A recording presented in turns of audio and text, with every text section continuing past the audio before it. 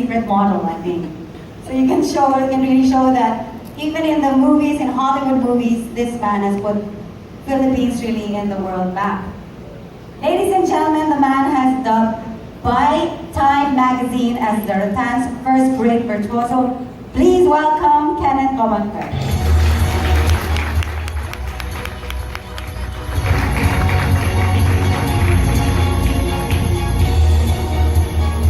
Good afternoon everyone, and thank you very much to HP for inviting me. Like HP, I also we share the same culture of excellence and innovation. So let me share with you a bit about how I started and how I built a brand, and hoping that I can also show you how creativity can be powerful tools, not only in our businesses but also our personal lives. So I grew up in Cebu. This is me before I had hair. And my mother was a furniture designer who built the furniture in the back of our house. So I grew up with all the craftsmen and all the artisans who were making the furniture. So I built my own toys when I was small. I've always enjoyed making things. And when it was time to pick a course, I wanted my childhood to go on forever. So I wanted to pick up design. But my father said there was no money in design, so he forced me to take up business. So I went to UP Diliman and I took up business, and in the middle of an accounting class, I said, this wasn't for me. So I applied to the Fine Arts program, and I didn't make it because I couldn't draw well enough. A few years ago, the same school invited me to be their commencement speaker. So that was my best revenge. So I went to New York. I took off a year. So I started very late actually. I took off a year, I learned how to draw, and I got into the Pratt Institute in New York, where I learned about the beauty of form and how form can change our lives. So I went back to Cebu, and I was trying to create new designs when I saw this tree that I grew up with, and I was trying to break through and find inspiration. I saw how this tree looked so beautiful that day, because when you look through a tree, there's a composition of the trunk and the branches, and as you move closer, different patterns begin to emerge. And when you go even closer, the leaves themselves create beautiful patterns. So I wanted to make furniture like that, inspired by nature. So my first collection, about 15 years ago, was Yin and Yang.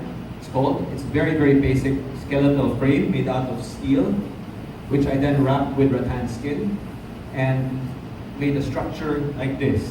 And this was my first design in 1998. And this was a breakthrough design. It was very different because most of the pieces then were always closed. This was very open, very transparent.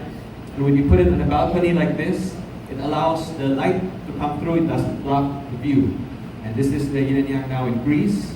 And this is the bed that forms part of that collection. And so I began to be inspired by so many things around us that I grew up with, like baskets. So my second collection was inspired by a basket. It's called Balu. It's like sitting in a giant basket made out of steel, rattan, and here it is. And as you can see, because it's transparent, it's very open, the interior has to be as beautiful as the exterior.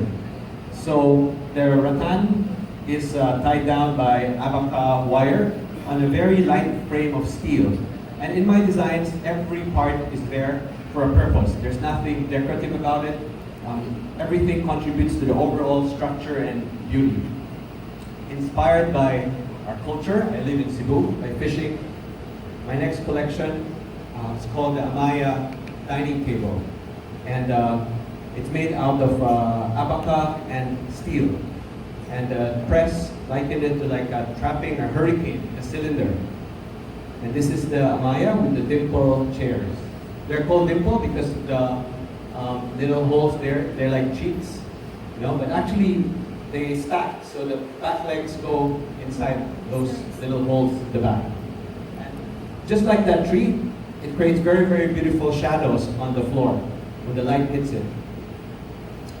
A few years ago, when I started, I wanted to be known for my designs. The whole business model, the whole furniture industry the model was always to make, we were just plain manufacturers. We made furniture for different brands.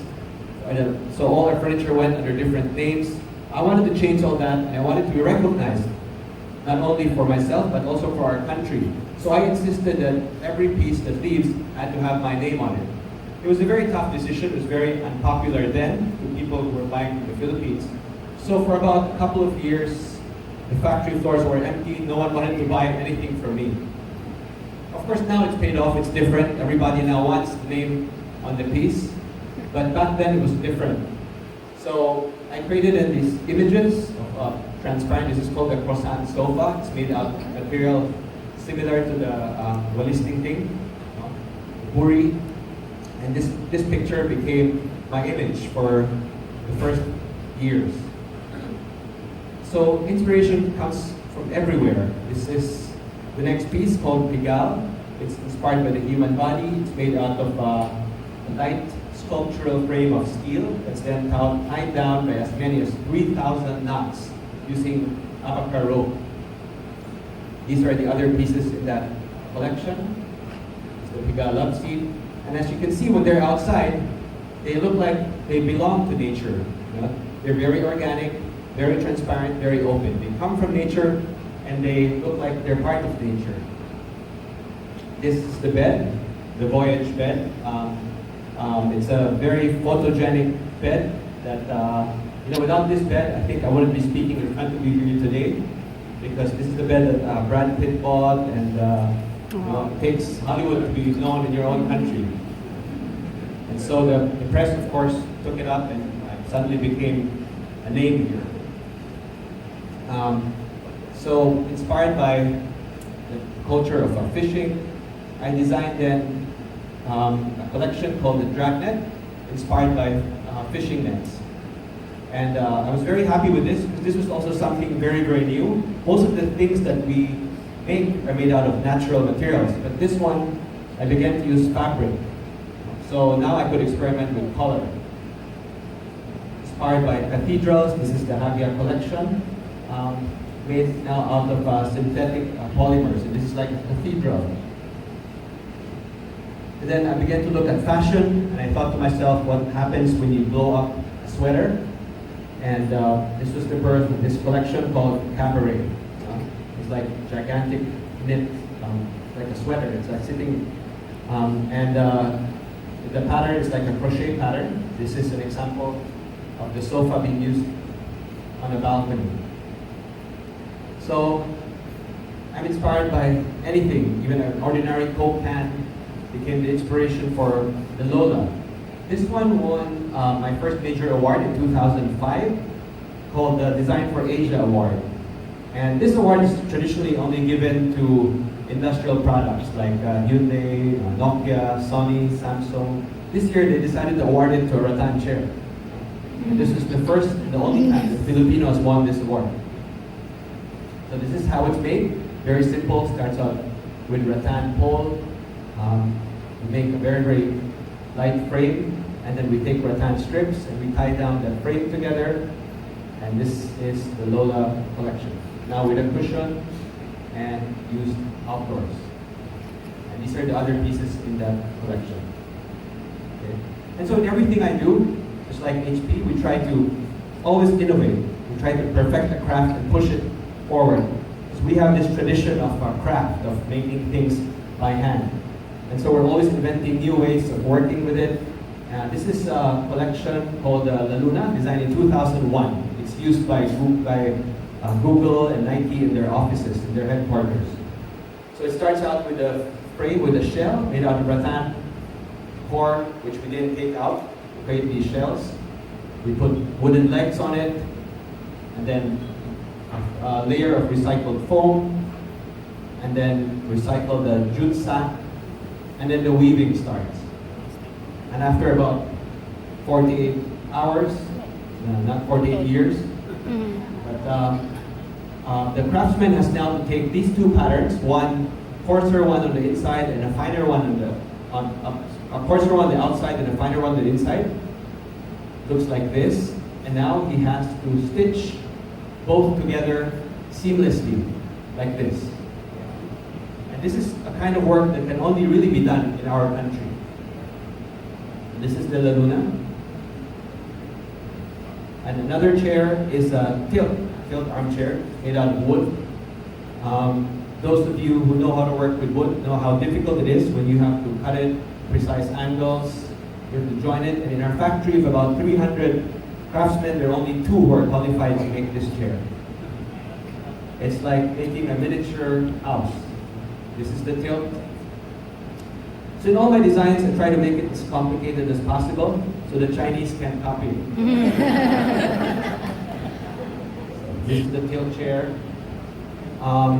And a few years ago, I wanted to design, one of the hardest things to design is a dining table, because we all have our preferences of table surfaces. It's either made out of wood, or stone, or glass. And when you try to design the base, when you put chairs around it, it gets covered up anyway. So I wanted to play with the edge. So taking an old book as inspiration, I took wood veneers, laminated them on top, one on top of the other, to create edges like an old book. And this became the edge of a table. This collection is called a parchment. Mounted now on stainless steel legs, and these are the chairs. The chairs look like bound manuscripts. And the covers are removable, they're washable. And these are the cabinets, the parchment cabinets. They look like sheets of paper that are stacked and placed inside this wooden case. Inspiration comes from everywhere, from blades of grass, came the Yoda chair, bowl of noodles, became the noodle chair. This is my own version of sheep, Harry in its natural habitat now. Yeah. So, even your dim sum steamers became dim sum coffee tables. Yeah. So this is the heart of innovation, always trying to look for inspiration. This is a flower taking cues from fashion. This is the bloom chair. And so when people buy furniture from the Philippines, they always buy something that's woven, something that's handmade, but never something like this, like an upholstered product. This was like making a gown. And this was very, very new for us because all our craftsmen were trained to work with wood, rattan, and we had to open up a whole new division. Just people who was learning to sew. And in fact, it was so difficult that only guys could do this kind of work. It take a lot of strength to pull this together. It's really like making gowns. And so this is the bloom collection. This is the leaf. And so we were always redefining what Filipino furniture was by making all these different collections that people never expected. So inspired by Ferris wheels. This is the collection called the Papillon. It's like a hanging, it's like a hammock, very comfortable. This is the Sydney Opera House for dogs. And a few years ago, I wanted to exhibit in this exhibition. The Milan exhibition is the most prestigious in the world. It's very difficult to even exhibit here. And when they learned that I was from the Philippines, I applied here. They wanted to put me up on the 3rd floor, close to some bathroom. It was very difficult to convince them to give me a good space. So I asked them. I said, if I presented something that's really different, like a car made out of bamboo, would you give me a better space? They said, yeah, okay. So I had only a few months to work with this. I started to design shells. Trying to make really a car made out of bamboo and carbon fiber, and I did it. This was the prototype which we sent to Milan, and they put me right in front of the building when you come in. And this paved the way. This is called the Phoenix. This paved the way for the Philippines, for us and for other Filipino companies. And up till today, we still exhibit in Milan. We get fairly good space there. This is the Phoenix. This was just a fun project that got a lot of coverage, actually, a lot of books. This is the team that built it. So this is again, the design is always out of the box, very different, and even became a cover of a very important book called Post-Petroleum Design, which was just published a few months ago, published in New York. It was an ad for one of the biggest banks in Belgium called Tomorrow is What We Make It. And this is one of the ads.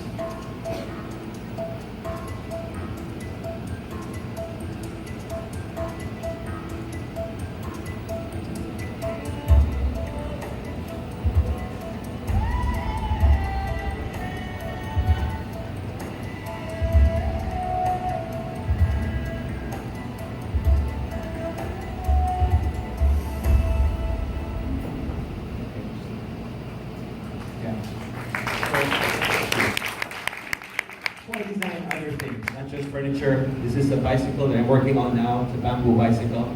It's like a bull or a carabao. This is a rendering. These are some of the prototypes that we're still working on. This is the actual thing. Trying to reinvent bamboo bicycles, because most bamboo bicycles just look like steel bicycles, but they replace it with bamboo.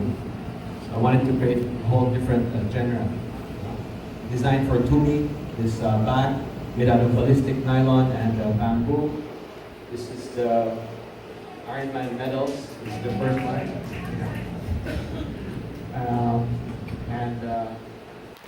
This is another tricycle called Eclipse. This is a luxury tricycle. It has cup holders, GPS, and this is the track. See, it has covers actually for the sides. And this is the tricycle in Paris. So this is just in closing. There's some of the projects that we do around the world. This is the Nobu in Las Vegas. This is the Trump. Yeah, Trump. I know that's a bad name today. Trump. And this is the Four Seasons in Dubai. This is a hotel in Switzerland. And so this is in Portugal, one of the winners of the design hotels. This is in Greece, just showing you a few of the more than 100 projects. So we bring the Philippines everywhere in all these properties. This one is a hotel in Costa Rica. And these are some of the shows which we show around the world. In many of these shows, we're the only Filipino company, always waving the Filipino flag. This is the Paris. And of course, in closing, this is my design for the APEC, last APEC. This was the leaders' table. And there, we created something very, just to share with you a little story. When we made this, the president never saw it. And when he saw this, he was shocked because he said, there are no flowers. And so a few hours just before APEC, he orders that there be flowers on the table. And I said, no, you can't have flowers. It should be simple, because that's our country. It's humble, it's simple, and this is inspired by the rice terraces, and we just grass.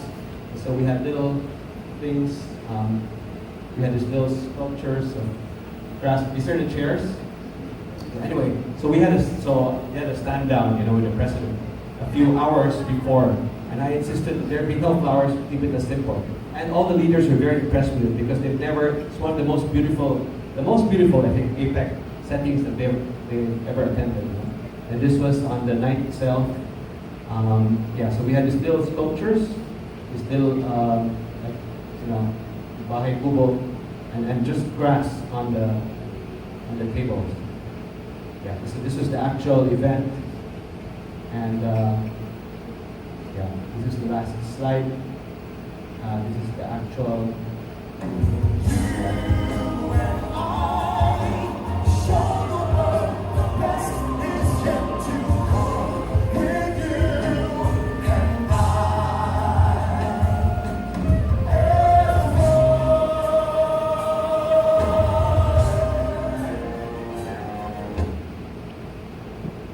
So that's the end of my presentation. And thank you so much, Ken.